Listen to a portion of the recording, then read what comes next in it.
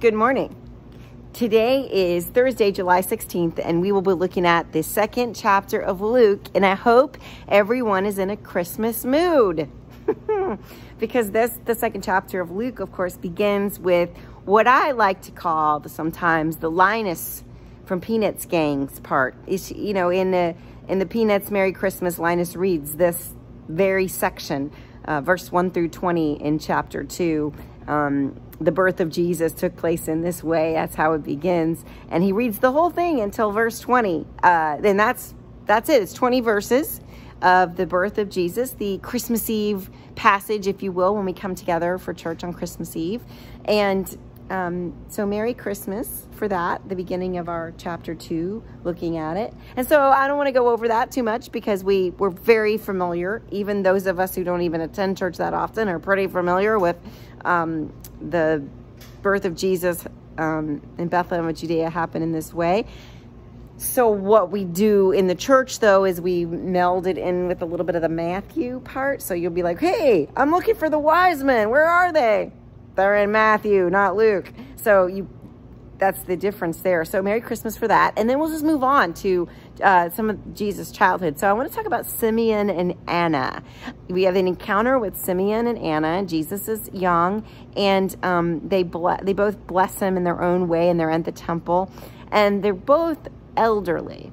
And I think the word coming to me about those two parts this morning is about how intergenerational God's ministry in the world is meant to be. This is Jesus coming to the world as God ushering this incarnation, and it's meant to be intergenerational. And so Simeon and Anna are named, and they are also presented, and they're part of a narrative that has to do with the early part of Jesus' life.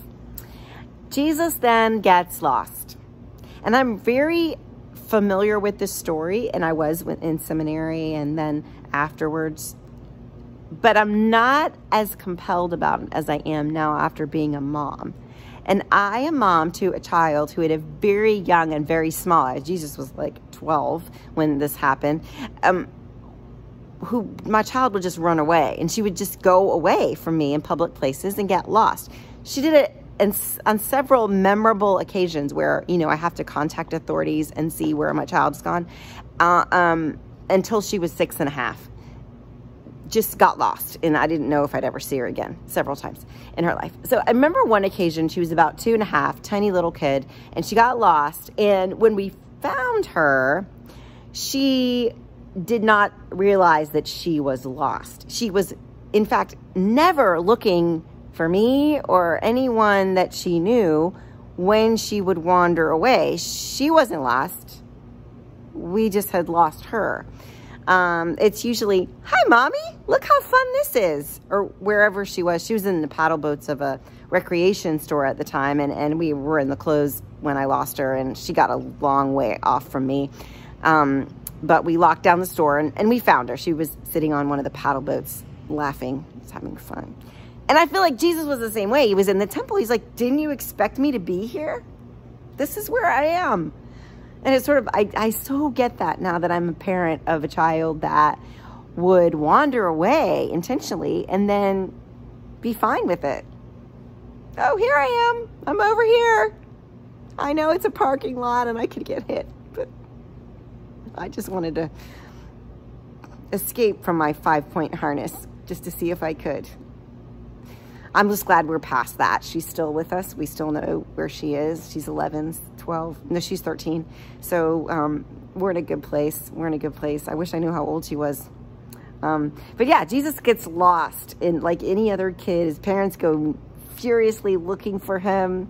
And they find him in the temple. And he says to them, what did you expect? So I'm sure it infuriated his parents as much as it infuriated me every time I found my child. There's profound relief. And then afterwards, like all the audacity that she would just wander off to do her own thing. And someday I know she will wander off for good to do her own thing. And I'll have to accept that. But, whew, I never got that passage until I became a parent and to understand what it meant for Mary and Joseph to discover Jesus in the temple and be like, What did you expect? This is where I should be. And there it begins. Good luck with that, Mary and Joseph raising Jesus. God bless. Okay, have a great day.